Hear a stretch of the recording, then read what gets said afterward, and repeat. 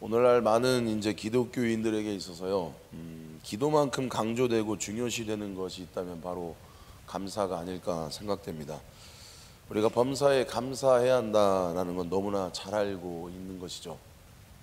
그러나 입술로 우리가 감사하면서 살아야지 생각하지만 막상 이 외적인 감사가 이런 조건이 발견되지 않을 때는 우리의 입술에는 찬양이 사라지고 감사가 사라지게 되는 것을 볼 수가 있습니다.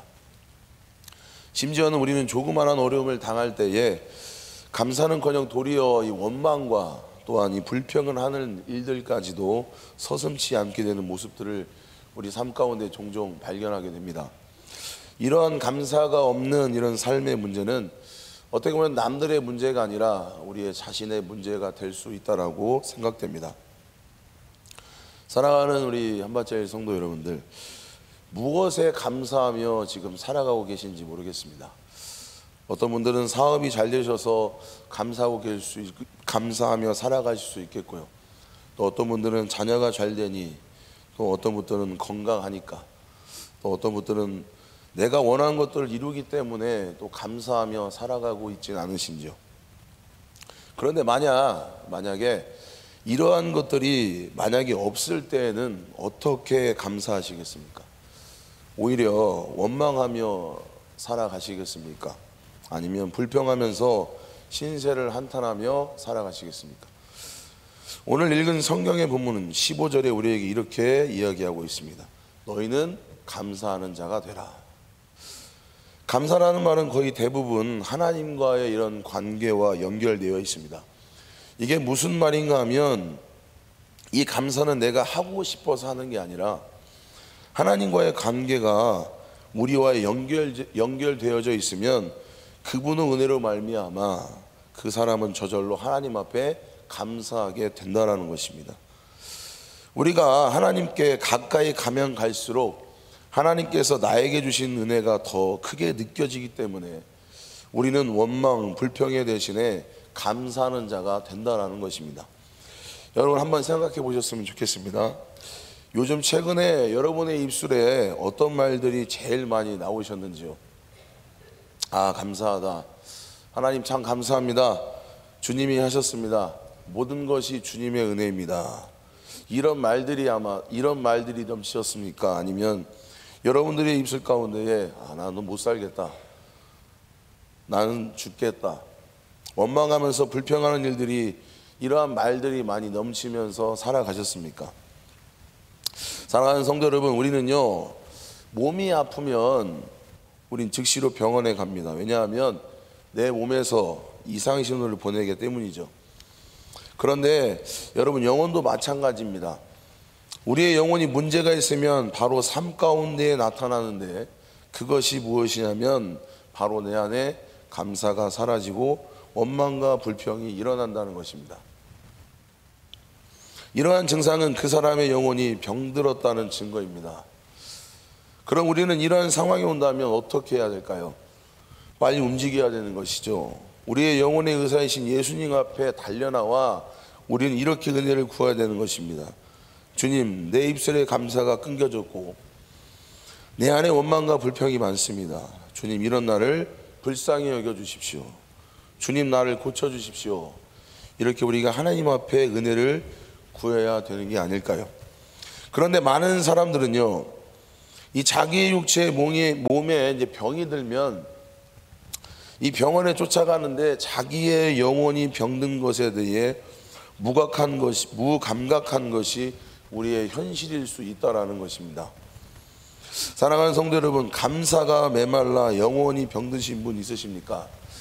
그런 분들이면 오늘 말씀을 들으시고 성경이 우리에게 가르치는 진리를 따라 오늘 바울이 골로새 교회를 보낸 편지에서 너희는 감사하는 자가 되라 했던 것처럼 우리가 감사하는 자가 되어 여러분의 삶에 날마다 하나님이 주시는 감사가, 은혜가 넘쳐나기를 간절히 소망합니다.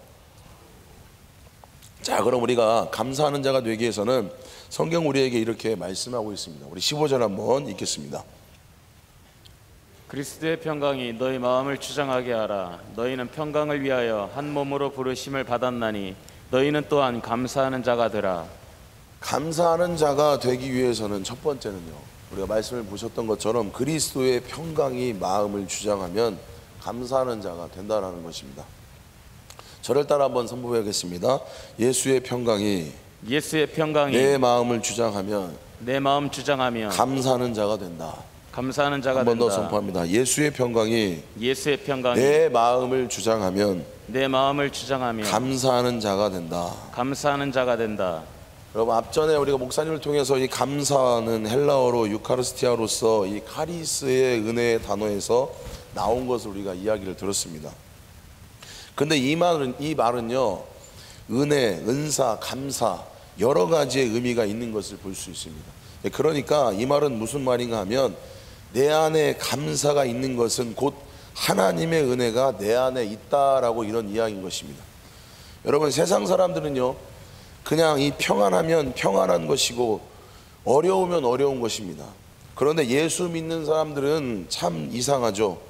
왜 그러냐면 평안한 것은 평안한 것인데 어려워도 평안하다고 말하는 것입니다. 우리는 살면서 어렵고 힘든 일이 참 많죠. 그런데 놀랍게도 우리가 어려워도 평안하다고 말하는 것은 우리 안에 평화가 있다라는 것입니다. 그럼 누가 그 평화를 주시는 거죠? 바로 우리 예수 그리스도이시죠. 이러한 평화 가운데 있는 사람들은요, 분명히 인생이 꼬이고 풀리지 않고 망하고 그러한 상황 가운데서도 입술에서는 감사가 넘쳐난다는 것이죠. 극단적으로 말하면 이렇게 표현할 수도 있는데요, 하나님이 망하게 해주셔서 감사합니다. 세상 사람들이 보면 미친 이야기입니다. 그런데 여러분, 그리스도의 평강이 우리 안에 들어오면 그런 미친 고백도 가능하다라는 것입니다. 하나님, 사업이 망해서 감사합니다. 직장에 쫓겨나서 감사합니다. 이게 우리의 생각으로 납득이 되는 감사가 됩니까? 그런데요, 마음에 믿어지는 게 하나가 있습니다. 그게 무엇이냐면 하나님은 모든 것을 협력하여 선을 이루시는 분이기 때문에 그리스도의 평강이 내 마음에 와서 내가 어떠한 상황 가운데 있더라도 그것에 불평하기보다는 오히려 더 그 상황에 감사하게 된다라는 것입니다. 사랑하는 성도 여러분들, 그리스도의 평강이 우리의 마음을 주장하면 감사가 넘치게 됨을 믿으시기 바랍니다. 그리스도의 평강이 우리의 마음을 주장하면 이해되지 않는 상황에도 오히려 더 감사하는 자가 되는 것을 믿으셨으면 좋겠습니다. 또한 감사가 넘치면 우리의 인생 가운데에 하나님의 은혜 가운데에 새로운 길이 열릴 줄 믿으시기 바랍니다. 그래서 데살로니가전서 5장 16절 18절에는 이렇게 말씀하고 있습니다. 우리 큰 소리로 읽겠습니다. 항상 기뻐하라. 쉬지 말고 기도하라. 범사에 감사하라. 이것이 그리스도 예수 안에서 너희를 향하신 하나님의 뜻이니라. 하나님의 뜻이 무엇입니까? 하나님의 뜻은 여러분, 범사에 감사하는 것입니다. 범사라는 말은 모든 일이죠. 그러니까 모든 일 속에 잘 되는 일만 포함되어 있으면 얼마나 좋겠습니까? 그러나 늘 좋은 일이 있지는 않죠. 잘못된 일도 포함되어 있는 것입니다. 세상 사람들은 나는 지금까지 잘된 게 하나도 없어, 그래서 나는 감사할 게 없어, 감사해서 뭐해? 여러분, 이게 보통 그들의 이야기죠. 그런데 그리스도의 평강 가운데 있는 사람은 그렇지 않다라는 것이죠. 오히려 지금까지 지켜주신 하나님 앞에 감사하며 어떤 상황 가운데서도 하나님을 떠나지 않은 것에 감사하며 힘들고 어렵고 환난 가운데에 여전히 내가 믿음을 지킬 수 있는 이유, 바로 하나님이 하셨다라는 그 고백이 있다라는 것입니다. 이것은 그리스도의 평강이 마음을 주장했다라는 것이며, 그러니 그리스도의 평강으로 감사하는 자가 되라고 이렇게 이야기하고 있는 것입니다. 여러분, 우리는 좀 다른 차원에서 감사가 필요할 것입니다. 우리는 감사에 대해서 인색하지 않으셨으면 좋겠고요, 하나님 앞에 풍성한 감사가 여러분 가운데 넘쳐나길 간절히 축복합니다. 우리 두 번째, 그리스도의 말씀이 풍성에 거하면 감사가 되는 것인데, 우리 16절 한번 같이 보겠습니다. 16절 읽겠습니다. 그리스도의 말씀이 너희 속에 풍성히 거하여 모든 지혜로 피차 가르치며 권면하고 시와 찬송과 신령한 노래를 부르며 감사하는 마음으로 하나님을 찬양하고. 우리가 말씀해 보셨던 것처럼 그리스도의 말씀이 풍성히 더 거하면 감사하는 자가 된다라고 이야기합니다. 하나님의 말씀이 내 속에 들어오면 찬송이 넘치게 되고요, 찬송이 넘치면 감사가 넘친다는 것입니다. 하나님의 말씀이 결국 내 삶을 바꾸는 것이죠. 여러분, 지금 감사가 사라지고 있는 이 시대에 있습니다. 사람들이 감사하지 않습니다. 심지어는요, 부모님의 은혜에 대한 감사도 하지 않습니다. 그래서 도덕적으로나 윤리적으로나 이 모든 것들을 가르쳐서 감사하게끔 교육합니다. 그런데요, 하지만 그걸로 되는 게 아니죠. 사람이 바뀌는 것은 이 도덕이나 윤리적으로 바뀌어지는 게 아니라 나의 이 근본인 심령은 분명한 것은 하나님의 말씀으로 바뀌어진다는 것입니다. 그래서 히브리서 4장 12절에 이렇게 말씀하고 있습니다. 같이 선포합니다. 하나님의 말씀은 살아있고 활력이 있어 좌우의 날선 어떤 검보다도 예리하여 혼과 영과 및 관절과 골수를 찔러 쪼개기까지 하며 또 마음의 생각과 뜻을 판단하나니. 아멘. 하나님의 말씀은 살아있고 운동력이 있어 좌우의 날선 어떤 검보다도 예리하며 우리의 혼과 영과 골수를 찔러 쪼개요 하나님 앞에 낱낱이 드러내어 내가 죄인임을 깨닫게 되고요, 나는 주님 없이 살아갈 수 없습니다라고 고백하기 때문에 하나님의 말씀으로 우리의 삶이 변화된다라는 것입니다. 사랑하는 성도 여러분, 우리에게 하나님의 말씀이 들어오면 우리의 인생이 바뀌는 것입니다. 그래서 말씀 때문에 세상을 살고 우리는 하나님 앞에 감사와 찬송이 넘치는 삶을 살아가게 되는 것입니다. 그래서 데살로니가전서 2장 13절에 보면 이렇게 말씀합니다. 제가 읽겠습니다. 이러므로 우리가 하나님 앞에 끊임없이 감사함은 너희가 우리에게 들은 바 하나님의 말씀을 받을 때에 사람의 말로 받지 아니하고 하나님의 말씀으로 받음이니 진실로 그러하도다. 이 말씀이 또한 너희 믿는 자 가운데 역사하느니라. 아멘. 여러분, 이 말씀 가운데 역사가 무엇을 의미하냐면 하나님이 일하신다는 것입니다. 저와 여러분들은요, 말씀만 제대로 들어도, 말씀만 제대로 따라도 우리의 인생이 변한다는 것을 잊지 않으셨으면 좋겠습니다. 말씀만 제대로 들어도 우리는 천국 갈 수 있다는데, 천국 가는 데에 지장이 없다라는 것입니다. 그런데 말씀을 안 듣기 때문에, 우리가 길을 막기 때문에, 그래서 하나님께서 역사가 사라지고 우리 가운데 은혜가 사라지니까 감사도 사라지게 된다는 것입니다. 은혜와 감사는 같은 말입니다. 은혜가 있으면 감사가 있고요, 감사가 있으면 은혜가 있는 것입니다. 여러분, 원만 불평하면 우리 안에 은혜가 사라지는 것입니다. 여러분, 감사하면 은혜가 있는 것입니다. 여러분 삶 속에 감사가 넘쳐나기를 축복합니다.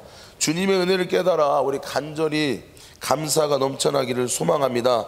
그래서 우리는 하나님 은혜 아니면 아무것도 아니구나, 저와 여러분이 도저히 구원받을 자격 없는 사람들인데, 자랑할 것 하나도 없는 사람들인데, 하나님께서는 나를 사랑하셔서 예수 그리스도를 통해서 십자가에 못 박히시고 십자가 위에서 모든 고통을 감당하시고 이루신 그 구원이 저와 여러분들이 구원이기 때문에 우리는 하나님 앞에 감사해야 된다는 이 말입니다.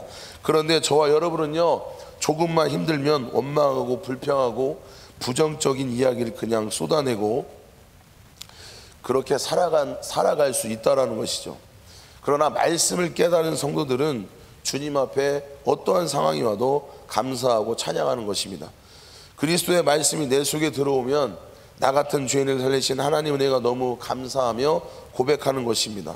오늘 저와 여러분들은요, 인생 가운데에 우리 같은 죄인을 구원하신 그 주님의 은혜를 찬양하고 감사가 넘쳐나기를 소망합니다. 그래서 골로새서 2장 6절 7절 이런 말씀이 있습니다. 그러므로 너희가 그리스도 예수를 주로 받았으니 그 안에서 행하되 그 안에서 뿌리를 박으며 세움을 받아 교훈을 받은 대로 믿음에 굳게 서서 감사함을 넘치게 하라. 믿음에 굳게 서서 무엇이 넘쳐야 될까요? 바로 감사함이 넘쳐야 된다는 것입니다.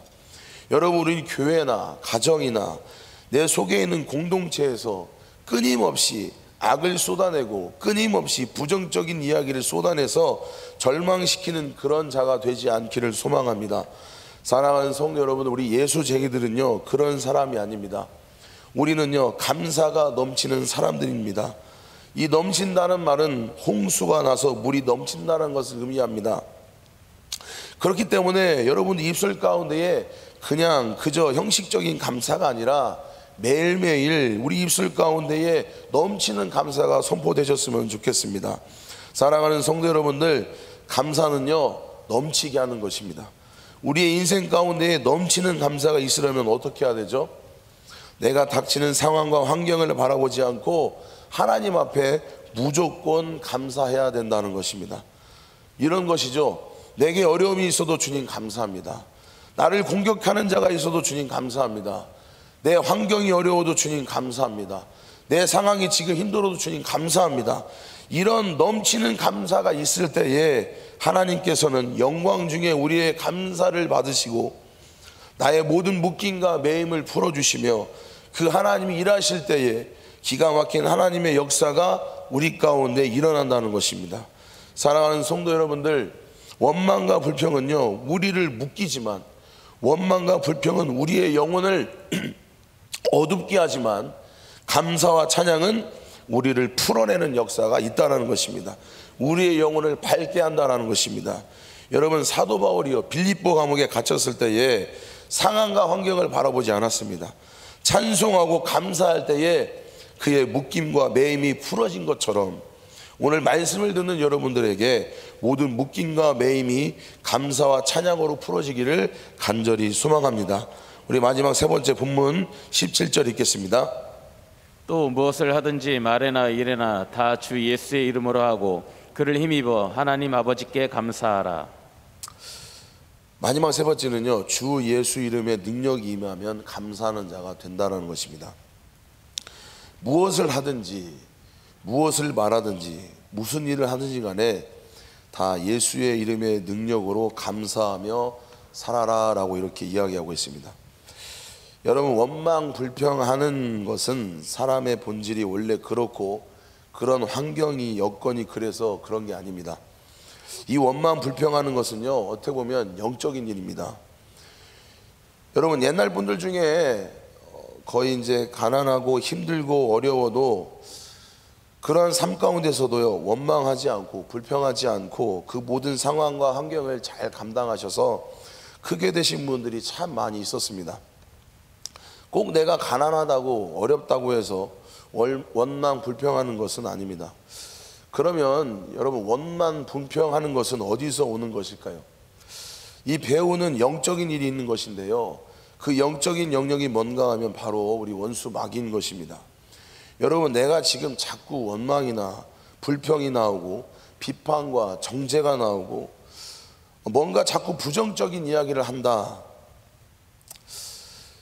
이건 여러분이 똑똑해서 그런 게 아니라, 여러분이 잘나서 그런 게 아니라, 여러분들이 다른 사람보다 탁월한 믿음, 그런 생활을 하고 계셔서 그런 게 아니라 바로 여러분들의 영이, 여러분들이 원수 마귀에 사로잡혀 있기 때문에 나타나는 증거라고 볼 수가 있는 것입니다. 여러분, 원수 마귀가 하는 일들은요 우리를 통해 자꾸 원망하게 만듭니다. 자꾸 불평하게 만듭니다. 여러분, 이스라엘 백성들이 광야에 들어가서요 다 망했습니다. 왜 그러냐면 원망 불평하다가 다 망했습니다. 그래서 성경 우리에게 이렇게 이야기하죠. 히브리서 3장 8절 19절을 다 읽을 수는 없지만 우리 8절만 읽겠습니다. 8절만 한번 읽어보겠습니다. 광야에서 시험하던 날에 거역하던 것 같이 너희 마음을 완고하게 하지 말라. 너희는 그렇게 원망 불평하다가 광야에서 망한 사람들처럼 그렇게 살지 말아라, 이렇게 쭉 이야기하고 있는데요, 그럼 우리는 어떻게 그러면 살아가야 될까요? 17절에 그 해답이 나와 있는데 17절에 주 예수의 이름의 능력으로 감사하라 이렇게 말씀하고 있습니다. 여러분, 예수의 이름의 권세는요 원수 마귀를 쫓는 권세가 있습니다. 내 안에 원망 불평이 일어날 때에 우리는 선포할 수 있는 것입니다. 이거 원수가 주는구나. 우리가 그렇게 또한 분별할 줄 알아야 됩니다. 그런데 이 원수 마귀가 내가 쫓아낼 수 있을까요? 내가 절대 무능력하게, 이 원수 마귀는 우리의 힘으로 원수 마귀를 쫓아낼 수 없습니다. 내가 무슨 능력으로 원수 마귀를, 이 원수 마귀와 맞짱 뜰 수 있을까요? 절대 우리의 힘으로는 감당할 수 없습니다. 그런데 우리에게 능력을 주시는 분이 있죠. 그분은 바로 우리 예수 그리스도이십니다. 그래서 사랑하는 성도 여러분들, 예수님 다 믿으시죠? 그러면 예수님의 권세를 믿으시죠? 그러면 여러분들이 원망 불평하는 그러한 일들이 나에게 일어날 때마다 우리는 믿음으로 선포하셔야 되는 것입니다. 어제 담임 목사님께서 선포를 위한 가르침에 대해서 말씀하셨는데, 선포는 승리를 의미한다고 말씀하셨습니다. 그래서 우리는 원수마귀의 싸움에 승리하기 위해서 선포하셔야 됩니다. 예수 이름으로 명령하고 선포하노니 나를 감사하지 못하게 하는 원수마귀는 떠나갈지어다. 예수 이름으로 명령하고 선포하노니 내 입술 가운데에 원망과 불평하게 만드는 악한 원수마귀는 떠나갈지어다. 우리가 예수 이름으로 선포할 때에 우리 안에 있는 마음의 원망과 불평이 사라지고 어둠이 사라지고 마귀가 떠나가서 다시 여러분들이 영적으로 회복되어 주님이 원하시는 삶을 살아갈 수 있다라는 것입니다. 여러분, 마귀는 교만한 놈입니다. 이 교만하면 원만 불평이 끊이지 않습니다. 이 교만은 뭡니까? 끊임없이 내가 잘났다라는 것이죠. 여러분, 이 교만은요, 하나님이 정말 싫어하시는 겁니다. 야고보서도 4장 6장 7절에 이렇게 이야기하고 있습니다. 그러나 더욱 큰 은혜를 주시나니 그러므로 일러스되 하나님이 교만한 자를 물리치시고 겸손한 자에게 은혜를 주신다 하셨느니라. 그런즉 너희는 하나님 앞에 복종할지어다. 마귀를 대적하라. 그리하면 너희를 피하리라. 그런데 우리는 교만해서요, 마귀에게 사로잡혀서 마귀가 주는 생각을 묵상하고 항상 원망하고 불평하며 살아가야 되겠습니까? 사랑하는 우리 성도 여러분들, 성경은 마귀를 어떻게 하라고 말씀하시죠? 대적하라고 말씀하십니다. 어떻게요? 감사와 찬양으로 예수 그리스도의 이름으로 명령하고 선포하라고, 대적하라고 말씀하고 있는 것입니다. 여러분, 우리가 이 짧은 인생을 살아가면서 하나님의 주신 대로 말미암아 여러분 삶 속에 예수 그리스도의 이름으로 우리를 어렵게 만드는 원망과 불평으로 하나님 앞에 감사치 못하게 하는 이 원수마귀의 영적 싸움에 우리가 승리하고 귀신을 쫓아내고 마귀를 대적하고 하나님의 주신 은혜를 감사를 회복하시기를 간절히 축복합니다. 반주 좀 부탁하겠습니다. 말씀을 마치겠습니다. 우리가 감사하는 자가 되라고 성경은 이야기합니다. 감사하는 자가 되라는 거요, 이게 될 것이다가 아니라 되라고 성경은 이야기하고 있습니다. 그러면 여러분, 감사하는 자가 어떻게 되죠? 오늘 말씀을 통해 이야기하죠. 그리스도의 평강이 마음을 주장하면 되는 것입니다. 그리고 힘들어도 어려워도 주님이 나와 함께 하신다는 그 평강을 누리면서 감사하게 되는 것입니다. 또한 그리스도의 말씀, 그 말씀이 우리 속에 가득 차면 찬양과 감사가 나온다는 것입니다. 그리고 주 예수 그리스도의 이름에 권세가 있으면 우리는 감사할 수 있다는 것입니다.